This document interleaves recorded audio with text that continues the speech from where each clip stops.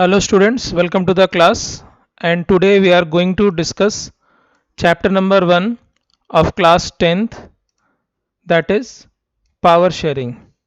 Students, ये chapter power sharing हमारी class 10th के सिलेबस का फर्स्ट लेसन है सिविक्स का, और इसी के बारे में आज हम लोग डिस्कस करेंगे।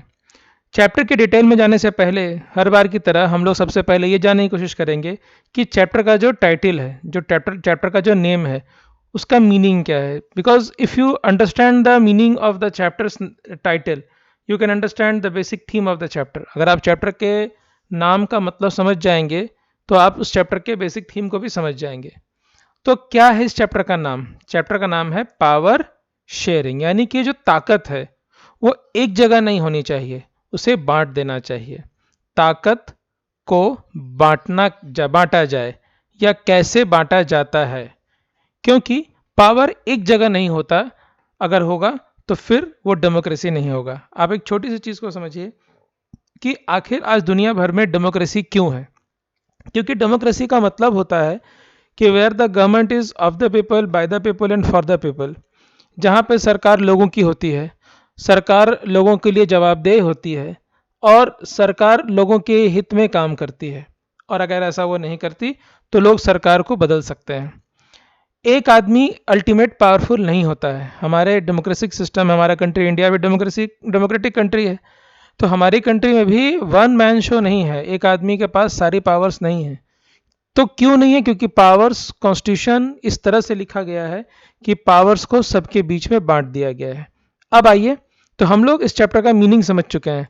चैप्टर का मीनिंग है that in a democratic setup one man or a group of person is not given the all rights, the rights and authorities, जिसको हम लोग पावर्स कहते हैं, उसे अलग अलग भाग में बांट दिया जाता है ताकि काम अच्छे ढंग से हो सके और एक आदमी ज़्यादा पावरफुल ना हो जाए। अब इस चैप्टर में हम लोग आगे समझते हैं कि जैसा कि आप जानते हैं कि 9th से ही हम लोग डेमोक्रेसी के बारे में डिस्कस कर रहे हैं, और इसमें एक छोटा सा ओवरव्यू आपको दे दें। हमने पढ़ रखा है कि दुनिया भर में रूल करने के 3 तरीके होते हैं: ऑटोक्रेटिक, डेमोक्रेटिक और डिक्टोरियल। ऑटोक्रेटिक जहां राजा रानी प्रथा चलती है, डेमोक्रेटिक जहां प्रजा का शासन चलता है, और डिक्टेटर जहां पर एक व्यक्ति, जिसे तानाशाह कहते हैं, ज़्यादातर मिलिट्री के लोग होते हैं, वो ज़बरदस्ती सत्ता अपने हाथ में लेकर चलाते हैं। इन तीनों में सबसे पॉपुलर आज की डेट में और सबसे बढ़िया डेमोक्रेसी है, क्योंकि डेमोक्रेसी में जो गवर्नमेंट होती है वो पीपल को, लोगों को आंसरेबल होती है और लोगों के पास ज़्यादा अधिकार होते हैं।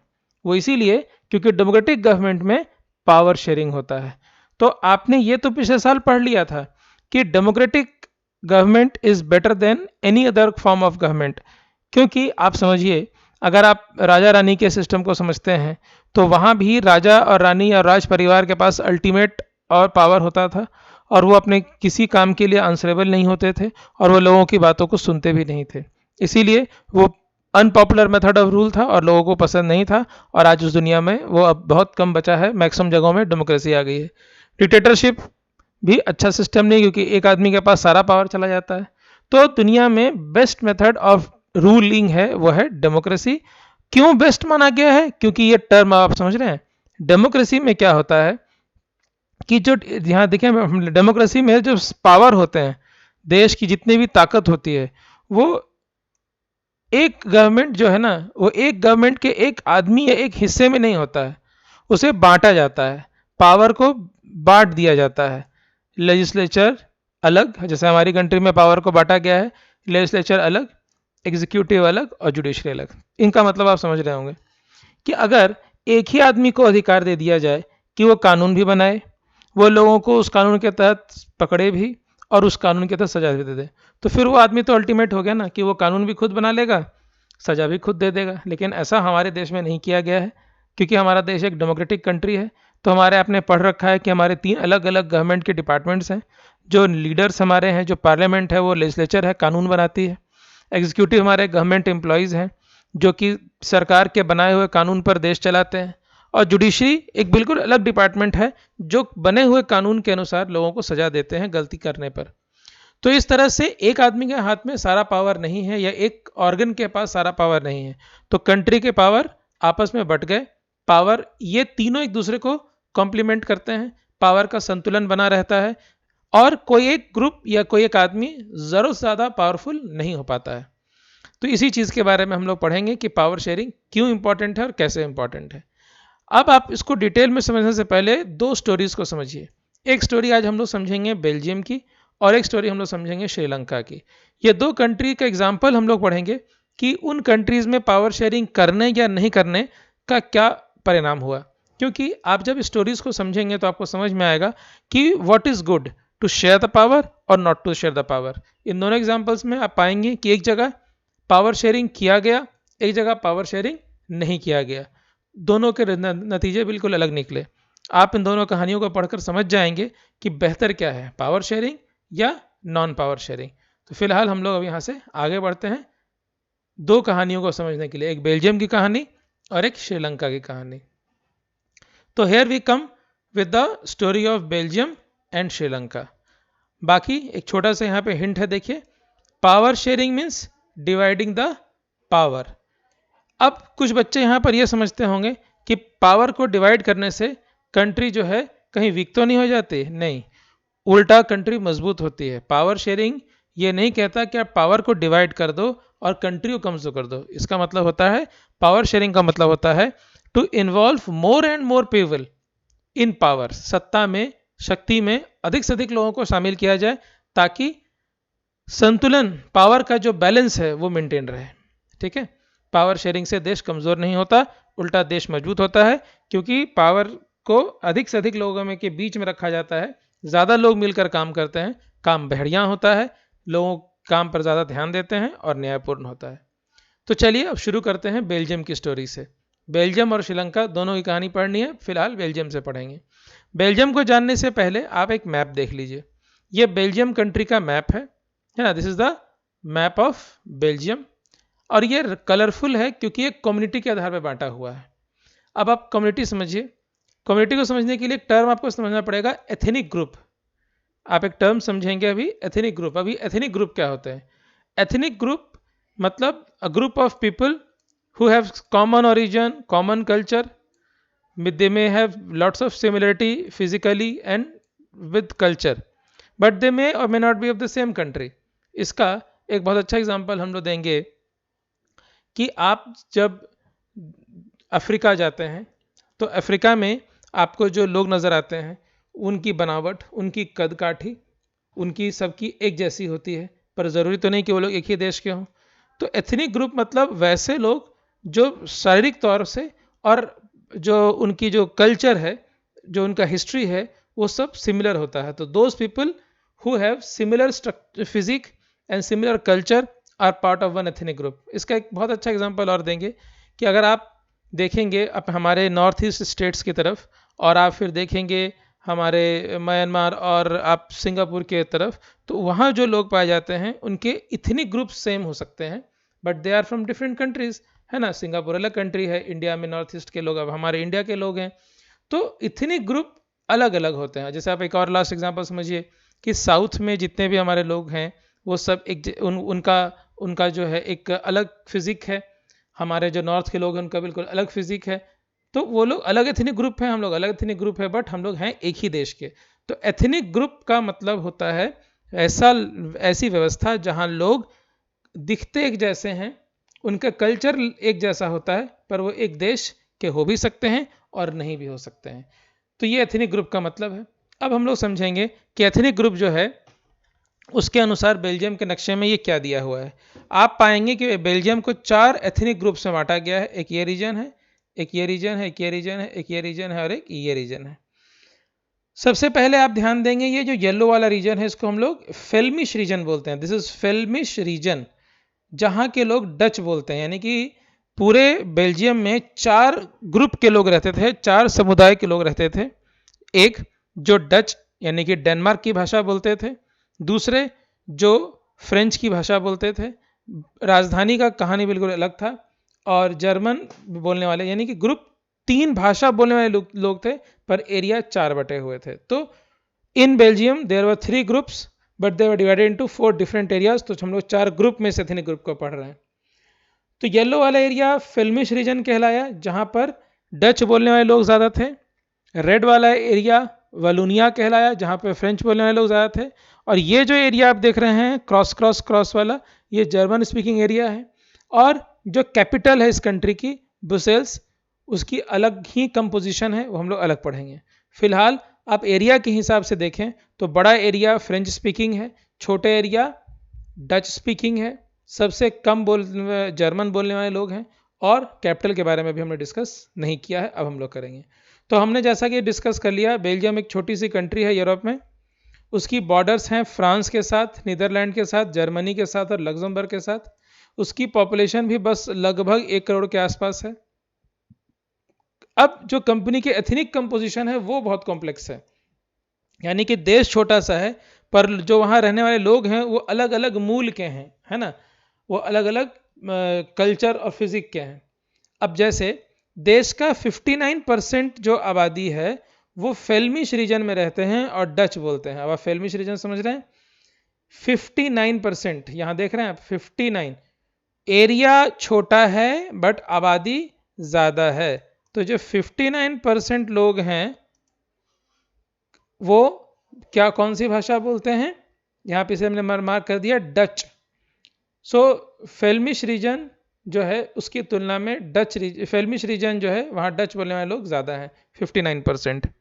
इसके बाद आप अगला एरिया देखेंगे, 40% जो हैं वो वलोनिया रीजन में रहते हैं और फ्रेंच भाषा बोलते हैं। यानी कि ये जो इलाका आप देख रहे हैं यहाँ 40% टोटल पॉपुलेशन रहते हैं और ये लोग जो हैं ये लोग फ्रेंच बोलते हैं। यानी कि एरिया फ्रेंच वालों का ज़्यादा है बट उनकी आबादी 40% है, एरिया डच वालों का कम है पर उनकी आबादी 59% है। यानी कि क्लियर है इस कंट्री में ज़्यादा जो लोग हैं वो डच बोलने वाले लोगों की संख्या मेजॉरिटी में है, उनकी संख्या ज़्यादा है, और फ्रेंच बोलने वालों की संख्या कम है। लेकिन सबसे कम है ना, अब सबसे कम जो है 1% जो है वो जर्मन बोलते हैं और वो इस इलाके में रहने वाले हैं, ये 1% बोलने वाले हैं जर्मन।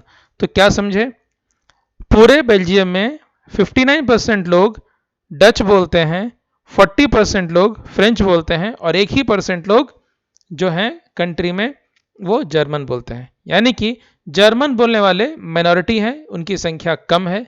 मेजॉरिटी में हमारे जो वहाँ डच बोलने वाले हैं और कंट्री में मेजॉरिटी में डच हैं, यानी कि देश में ज़्यादा संख्या डच की है। तो डेमोक्रेसी में क्या होता है कि जिनकी संख्या ज़्यादा होती है, ज़्यादातर सरकार और लोग जो वहाँ की व्यवस्था है वो उनके अनुसार ही चलती है, क्योंकि लोग मेजोरिटी की बात सुनते हैं। आप अपनी एग्जांपल लें, अगर आप लोग घर पे 4 लोग हैं और आप डिसाइड करते हैं कि आपको आज क्या करना चाहिए, आपको पिज़्ज़ा खाना चाहिए कि आपको डोसा खाना चाहिए, तो जो मैक्सिमम मेजोरिटी होती है उन्हीं की बात मानी जाती है। उसी तरह से इस कंट्री में मेजोरिटी तो कौन है, डच हैं, तो इन्हीं की बात चलनी चाहिए। खैर, लेकिन ये सिनेरियो देखने में सिंपल लग रहा है, लेकिन अब यहाँ पर एक छोटी सी प्रॉब्लम होगी। अब हम लोग देखेंगे कैपिटल में, तो कैपिटल जो उनका है ब्रुसेल्स, उसमें 80% फ्रेंच बोलते हैं और 20% डच बोलते हैं। यानी कि अब इस मैं आपको इतने समझाने के बाद आप ध्यान से जो हम बता रहे हैं समझिएगा। पूरे देश में आबादी सबसे ज़्यादा डच की है और फ्रेंच की कम है। देखिए, जर्मन को डिस्कस करने की ज़रूरत नहीं है बिकॉज वो लोग हमेशा ही मिनोरिटी में, 1% ही तो हैं। तो कंट्री में ज़्यादातर जो लोग हैं वो डच बोलते हैं और कम लोग फ्रेंच बोलते हैं। माना यह जाता है कि लोग डच के हिसाब से काम करेंगे, डच की बात को सुनेंगे, लेकिन यहाँ पर देखा यह जा रहा है कि राजधानी में सीन कुछ और है। राजधानी कैपिटल के अंदर में ये जो फ्रेंच बोलने वाले हैं इनकी आबादी 80% है और डच बोलने वालों की 20। यानी कि देश में भले ही डच बोलने वाले ज़्यादा हैं और फ्रेंच बोलने वाले कम हैं, लेकिन राजधानी में फ्रेंच वाले जो हैं वो बहुत ज़्यादा हैं और डच बिल्कुल कम। तो एक बात बताइए, कंट्री की पकड़, कंट्री का पावर कहाँ से है, कैपिटल से है। तो अगर कैपिटल में जो लोग ज़्यादा होंगे उन्हीं की पकड़ देश में ज़्यादा होगी। तो क्या हुआ बेल्जियम में, कंफ्यूजन। जिनकी संख्या कंट्री में ज़्यादा है उनकी संख्या कैपिटल में कम है, उनका पावर पे कंट्रोल कम है, उनका बिजनेस पे कंट्रोल कम है, उनको कम सुविधाएं प्राप्त हैं। यानी कि अब देखिए चैप्टर में भी लिखा है कि माइनॉरिटी जो फ्रेंच बोलने वाले थे वो लोग अमीर थे और पावरफुल थे। क्यों थे? तो वो लोग 40%, पर मनमानी उन्हीं की चलती थी, क्योंकि सेंटर में यानी कि राजधानी में उनकी संख्या बहुत ज़्यादा थी, सत्ता में वो लोग थे, बिजनेस में वो लोग थे, और आगे भी वही लोग बढ़े थे। डच जो कम्युनिटी था उनको इकोनॉमिक डेवलपमेंट जो है बाद में मिला, शुरू में फ्रेंच को ही पावर मिला। तो ये डच वालों को बर्दाश्त नहीं हो रहा था कि भाई देश में आबादी हमारी ज़्यादा है पर पावर फ्रेंच का ज़्यादा है।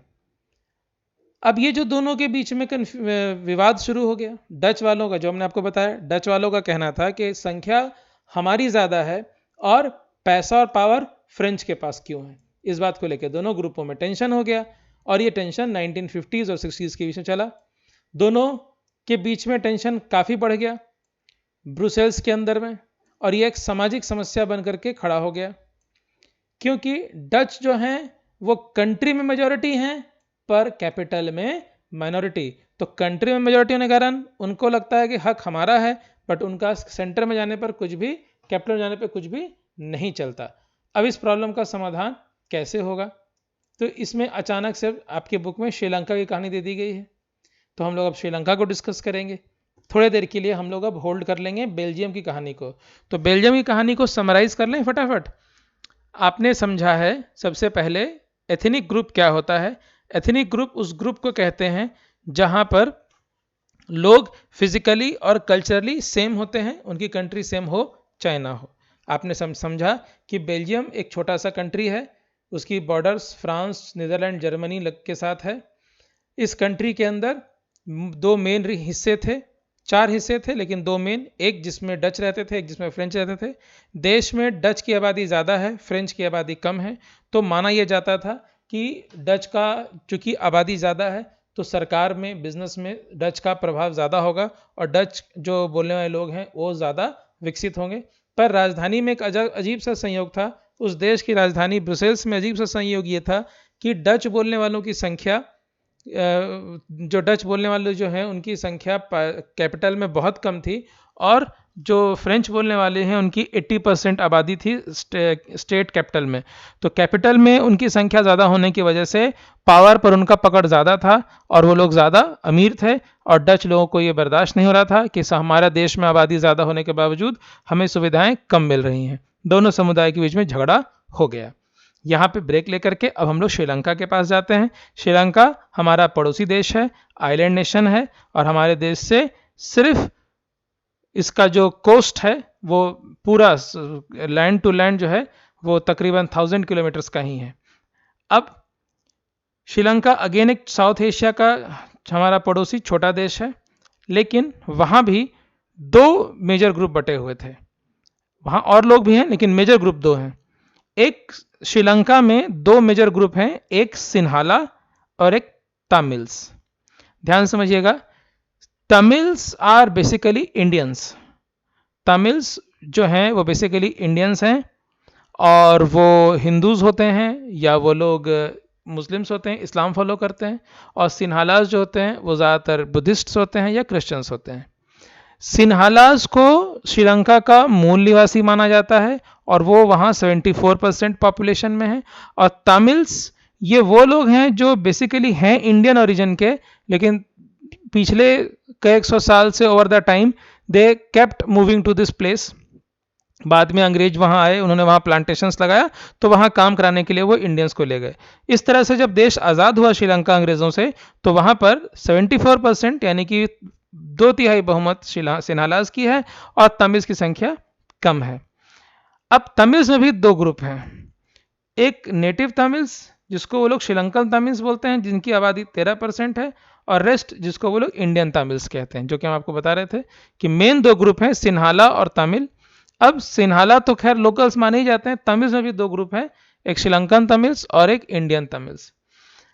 यहाँ रिलीजियस कॉन्स्टिट्यूशन भी यहाँ पर आ गया कि सिन्हालास जो हैं वो लोग ज़्यादातर बुद्धिस्ट्स होते हैं, कुछ कुछ क्रिश्चियंस होते हैं, बाकी जो तमिल्स हैं वो लोग हिंदूज होते हैं, वो लोग मुस्लिम्स होते हैं ज़्यादातर, और कुछ क्रिश्चियंस भी है ना, क्रिश्चियंस दोनों में है, तमिल में भी और सिन्हाला में भी है, लेकिन ये माइनॉरिटी है।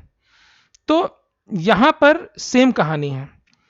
कहानी यही है कि सिन्हाला मेजॉरिटी है, और तमिल माइनॉरिटी है, लेकिन डिफरेंस बहुत ज़्यादा है, 70% एंड 17% है ना, 70% एंड 18%। तो इसका मतलब यह है कि क्लियरली ये विजिबल है कि श्रीलंका में पावर में सिन्हालास हैं, सिन्हाला ज़्यादा ताकतवर हैं, उनकी शक्ति ज़्यादा है और वो लोग वहाँ ज़्यादा पावर में हैं, और हमारे जो इंडियंस हैं वो पावर में, वहाँ तमिल इंडियंस जो है, इंडियन तमिल्स जो है, उनकी पावर वहाँ नहीं है। सरकार सिर्फ सिन्हालास की ही बनती है, ज़्यादातर फैसिलिटीज़ सिन्हालास को ही मिलती है।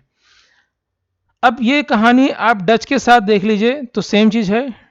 डच को मेजॉरिटी का कभी फ़ायदा नहीं मिला क्योंकि फ्रेंच फ़ायदा उठा लिया, जबकि श्रीलंका में मेजॉरिटी का लोग, सिन्हाला लोग अपना फ़ायदा उठाए। यानी कि दोनों कहानियों में क्या सिमिलरिटी है, समझ में आया? बेल्जियम में जिनकी आबादी ज़्यादा है उनको उसका बेनिफिट नहीं मिला, इसलिए वो नाराज़ थे, कौन? डच। और श्रीलंका में जिनकी आबादी ज़्यादा है उनको उसके अधिकार मिले, यानी कि सिन्हालास। श्रीलंका में सिन्हालास की मेजॉरिटी थी और उनका पावर था, उनको एडवांटेज था। बेल्जियम में डच का मेजॉरिटी नहीं होने के बावजूद पावर नहीं था, उनको एडवांटेज नहीं था। अब श्रीलंका में इस समस्या को कैसे डील किया गया, इसको कहते हैं मेजोरिटिज्म। अभी मेजोरिटिज्म क्या होता है, मेजोरिटेरियन गवर्नमेंट किसे कहते हैं, तो यहाँ पे आपके बुक में भी दिया हुआ है कि मेजोरिटेरियन गवर्नमेंट या मेजोरिटेरियन सिस्टम का मतलब होता है कि जब कंट्री में किसी एक समुदाय की आबादी ज़्यादा होती है तो ज़्यादातर जो सरकार डिसीजंस लेती है, जो सरकार फैसिलिटीज़ देती है, वो मेजोरिटीज़ के को ध्यान में रखते हुए देता है। यानी कि such a form of government where the decisions are taken in taking in view the benefits of majority group। ऐसी सरकार जो मेजोरिटी लोगों आबादी का ध्यान दे उसे मेजोरिटिज्म सिस्टम कहते हैं, इसमें कोई गलत बात नहीं है।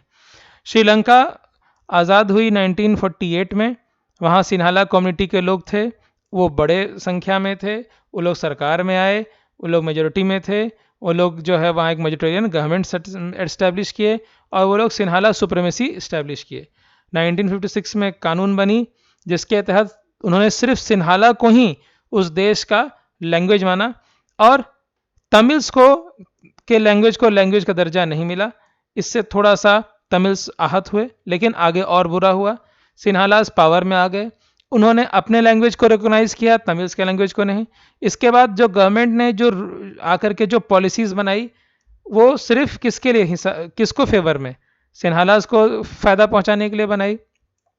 जॉब्स में, कॉलेजेस में, हर जगह जितना भी कॉन्स्टिट्यूशन में प्रोविजंस दिया गया उसमें सब अपर हैंड सिन्हालास का था और इसको लेकर के श्रीलंकन तमिल्स धीरे धीरे सरकार से नाराज़ होते चले गए। उनको लगने लगा कि हम एलियन हैं, अपनी ही कंट्री में हम अनजाने हैं, क्योंकि उनको कोई अधिकार नहीं था। उन्हें लगा कि उनका कोई मेजर पॉलिटिकल पार्टी नहीं है, उनका कोई वजूद नहीं है, उनको कोई वैल्यू नहीं मिल रही है, उन्हें सरकार उनके लिए पॉलिसी नहीं बनाती, उन्हें अधिकार नहीं देती, उन्हें जॉब में मौका नहीं देती, हर वक्त उनके बातों को इग्नोर किया जाता है, उनको डेवलपमेंट ज़्यादा नहीं मिलता, ज़्यादा डेवलपमेंट सिन्हालास को मिलता है। ये सब बात से तमिल गुस्से में थे और इस तरह से सिन्हाला और तमिल के बीच में तनाव पैदा होते गया। और अंत में जो श्रीलंका के जो तमिल्स हैं उन्होंने अपनी पार्टी बनाई और एक संघर्ष की शुरुआत की। और शुरुआत यहाँ से की कि वो ये चाहते हैं कि तमिल लैंग्वेज को एक ऑफिशियल लैंग्वेज का दर्जा दे दिया जाए, लेकिन जो है वहाँ की गवर्नमेंट इसके लिए तैयार नहीं हुई। वो लोग का कहना था कि अगर आप हमें लैंग्वेज के लिए इंडिपेंडेंस नहीं दे सकते, हमारे लैंग्वेज को इज्जत नहीं दे सकते, हमारे लोगों को जॉब नहीं दे सकते, तो हमें ऑटोनॉमी दीजिए कि जिस इलाके में, देखिए ये श्रीलंका का जो ये इलाका है, ये वाला हिस्सा तमिल्स का मेन इलाका है और बाकी ये सब सिन्हालास का इलाका है। तो इनका कहना था कि जो तमिल का जो पॉपुलेशन वाला इलाका है वहाँ पर एक ऑटोनोमस गवर्नमेंट बनाई जाए, जहाँ पर तमिल लोगों की सरकार बने और वो तमिल लोगों के हितों के लिए काम करे। सरकार जब नहीं मानी तो वो लोग आर्म्ड रेबेलियन पर उतर गए और वो लोग तमिल स्टेट बनाने की बात करने लगे। उसके बाद वहाँ सिविल वॉर हो गया। सिविल वॉर समझते हैं ना, जब देश के अंदर खूनी जंग होता है। तो जो उन्होंने तमिल स्टेट बनाने की बात जो की, उसके लिए वहाँ पे एक टेररिस्ट ऑर्गेनाइजेशन बन गया जिसका नाम था LTTE। अब ये LTTE अलग से कभी पढ़िएगा, फिलहाल आगे बढ़िए। तो एलटीटी ने एक अलग सी लड़ाई छेड़ दी खुद अपनी गवर्नमेंट के अगेंस्ट, और उनका ऑब्जेक्टिव था कि हमें एक अलग स्टेट का दर्जा मिले, हमें हमारी लैंग्वेज को इज्जत मिले, हमारे लोगों को इज्जत मिले, हमें अधिकार मिले। दोनों तरफ से काफ़ी लड़ाइयाँ हुई, काफ़ी नुकसान हुआ, और तकरीबन काफ़ी ब्रूटलिटी के बाद, बहुत ज़बरदस्त सिविल वॉर के बाद, स्ट्रॉन्ग वॉर के बाद, जिसमें बहुत ज़्यादा लोग मारे गए, बहुत सारा नुकसान हुआ, ये वॉर ख़त्म हुआ सिन्हालाज के फेवर में। और आज भी श्रीलंका में गवर्नमेंट सिन्हाला मेजोरिटी के लिए काम करती है, और एलटीटी ख़त्म हो गया, इसीलिए ये डिमांड ख़त्म हो गई। बट ये डिमांड पूरी तरह से आज भी ख़त्म नहीं हुई है, आने वाले टाइम में ये फिर से लौट कर आएगी। इसका मतलब ये हुआ कि श्रीलंका के लोगों ने मेजोरिटी के को फ़ायदा पहुंचाया, माइनॉरिटी को नहीं। और जब माइनॉरिटीज़ ने अपने लिए कुछ रिलैक्सेशंस, कुछ बेनिफिट्स मांगे, तो उनको बिल्कुल डिनाई कर दिया गया। उसके लिए लड़ाई हुई, देश के अंदर 10 साल खूनी संघर्ष हुआ, हज़ारों लोग दोनों तरफ से मारे गए, लेकिन अब भी वहाँ शांति नहीं हो पाई। क्योंकि एक चीज़ आप समझिए कि जिस देश में सिविल वॉर होगा, जिस देश में आपस में ही जंग होगा, वो देश क्या आगे बढ़ेगा? ऑल्दो श्रीलंका इज डेवलपिंग, लेकिन वो और डेवलप्ड होता, पर उसने अपने डेवलपमेंट को रोक लिया क्योंकि वो तो सिविल वॉर में इन्वॉल्व रह गया। तो इस चर्चा से आपको ये समझ में आया कि अगर आप पावर शेयरिंग नहीं करेंगे, देखिए यहाँ पे क्या हुआ, श्रीलंका के सिन्हालाज ने पावर शेयरिंग नहीं की। सिन्हालाज ने कहा कि जी हम सारा पावर खुद रखेंगे, सारे जॉब्स खुद रखेंगे, सारे अधिकार हम खुद रखेंगे, तमिल्स को कुछ नहीं देंगे। तो नतीजा, तमिल गुस्से हो गए, उन्होंने लड़ाई शुरू कर दी, सिविल वॉर किया। इट्स ओके, अभी वो सिविल वॉर हार गए हैं और वो लोग अभी शांत बैठे हैं, बट आपको ये बात अच्छे से समझ में आ रही है कि आज न कल वो लोग फिर से अपनी डिमांड के लिए उठ खड़े होंगे, और ऐसे ही श्रीलंका में रह रह कर लड़ाइयाँ होती रहेंगी, अस्थिरता होती रहेगी, और उससे देश का नुकसान होता रहेगा। यानी कि अगर पावर को सभी के बीच में ना बांटा जाए और एक ग्रुप के पास पावर को दे दिया जाए, तो देश में क्या होता है? झगड़े होते हैं। जैसे सिन्हालाज ने पावर अपने पास रख लिया और तमिल को पावर नहीं दिया, दोनों के बीच में क्या हो गए? झगड़े हो गए। इस झगड़े का नतीजा क्या हुआ? देश में अशांति, अस्थिरता। चलो अभी तो स्थिरता आ गई है, लेकिन फ्यूचर में फिर प्रॉब्लम्स आ सकते हैं, इसलिए पावर शेयरिंग करना चाहिए, नहीं तो देश में झगड़े होते ही रहेंगे। अब हम लोग फटाफट बेल्जियम के बारे में समझते हैं, क्योंकि बेल्जियम में भी तो परेशानी थी, मेजोरिटी को अधिकार ही नहीं मिल रहा था। तो लेकिन बेल्जियम के लोग थोड़े ज़्यादा मैच्योर निकले, तो 1970 और 1993 के बीच में उन्होंने अपने कॉन्स्टिट्यूशन में कुछ फेरबदल किया, और धीरे धीरे उसने उस कॉन्स्टिट्यूशन में ऐसी व्यवस्था लगाई कि सबको कुछ ना कुछ अधिकार मिल जाए। तो उसे कहते हैं हम लोग बेल्जियन मॉडल। क्या मॉडल था? अब फटाफट मॉडल समझिए। मॉडल था कि जो नया कॉन्स्टिट्यूशन बना था उसके मुताबिक जो the number of Dutch and French speaking minister shall be equal in the central government. Parliament में, सेंट्रल गवर्नमेंट में डच के मंत्री और फ्रेंच बोलने वाले लोगों के मंत्री बराबर होंगे। यानी कि कभी ये ना लगे कि डच को कि हमको ज़्यादा पावर मिल रहा है, और कभी फ्रेंच को ना लगे कि हमको ज़्यादा मिल रहा है। दोनों के दोनों को बराबर बराबर सत्ता में हिस्सा दिया गया, पावर को दोनों के बीच में पावर शेयरिंग कर दी गई। Some special laws required the support of majority of the members for each linguistic group. हर काम में दोनों का मेंबर का सपोर्ट होना जरूरी है। अच्छा, इसके अलावा यानी कि कोई एक ग्रुप अकेला डिसीजन नहीं ले सकता। इसके अलावा बहुत सारे पावर तो सेंट्रल गवर्नमेंट के पास जो थे वो दे दिए गए स्टेट गवर्नमेंट को। यानी कि आप इसको समझिए ऐसे, इस इलाके में स्टेट गवर्नमेंट बन गई, इस इलाके में भी स्टेट गवर्नमेंट बन गई। इस इलाके में जो स्टेट गवर्नमेंट बन गई वो डच की स्टेट गवर्नमेंट बन गई। इस इलाके में फ्रेंच की स्टेट गवर्नमेंट बन गई। इस इलाके में डच लोग का स्टेट गवर्नमेंट अपना काम कर रहा है, इस इलाके में फ्रेंच का स्टेट गवर्नमेंट अपना काम कर रहा है, और सेंटर में दोनों मिल के काम कर रहे हैं। यानी कि बड़ा अच्छा साधन निकाला। जिस क्षेत्र में फ्रेंच ज़्यादा हैं वहाँ फ्रेंच की सरकार बना दी, जिस एरिया में डच ज़्यादा वहाँ डच की सरकार बना दी, और सेंट्रल गवर्नमेंट में दोनों की हिस्सेदारी बराबर कर दी। तो इस तरह से उन्होंने एक शांति का रास्ता अपनाया। दोनों गवर्नमेंट जो है उनके साथ एक कम्युनिटी के, बोथ कम्युनिटी के इक्वल रिप्रेजेंटेशन दी, दोनों की बातों को बराबर इज्जत दी गई। तो इस तरह से दोनों ग्रुप के बीच में झगड़े की कोई वजह बची ही नहीं। इसके साथ साथ apart from the central and state government, central government और स्टेट गवर्नमेंट तो बनाया ही, एक कम्युनिटी गवर्नमेंट भी बना दिया, और इसके अंदर डच और फ्रेंच को तो रखा, जर्मन को भी रख लिया। बताइए कोई कभी सोच सकता था कि 1% जो आबादी है उसको तो कोई अधिकार मिलना ही नहीं था, यहाँ 50-70 वाले लड़ रहे हैं, तो 1% वाले का उस देश में क्या वैल्यू है। लेकिन नहीं, देखिए ब्रुसेल्स के लोग कितने मेच्योर हैं, वहाँ के बेल्जियम के, उन्होंने डच वालों को भी अधिकार दिया, फ्रेंच वालों को भी अधिकार दिया और जर्मन को भी अधिकार दे दिया। इसी हम लोग कहते हैं बेल्जियन मॉडल। तो बेल्जियन मॉडल में क्या हुआ, बेल्जियन मॉडल में यह हुआ कि जो वहाँ की सरकार है उसने अपने देश के अंदर पावर शेयरिंग कर ली। डच को लग रहा था मुझे पावर नहीं मिला, फ्रेंच पावर लेके बैठा हुआ था, तो झगड़े को टालने के लिए इन्होंने क्या किया, इन्होंने पावर को बांट दिया। डच को भी पावर मिल गया, फ्रेंच को भी पावर मिल गया और जर्मन को भी मिल गया, यानी कि लोग अपने पावर में सबको बराबर बराबर हिस्सा देते हैं। इसी को कहते हैं पावर शेयरिंग और यही बेस्ट मॉडल है। तो आपको अब इन दोनों मॉडल का डिफरेंस समझ में आया। चलो फटाफट लेट्स रिकॉल। तो बेहतर कौन था, बेल्जियम का मॉडल या श्रीलंका का मॉडल? तो बेहतर है बेल्जियम का मॉडल। क्यों?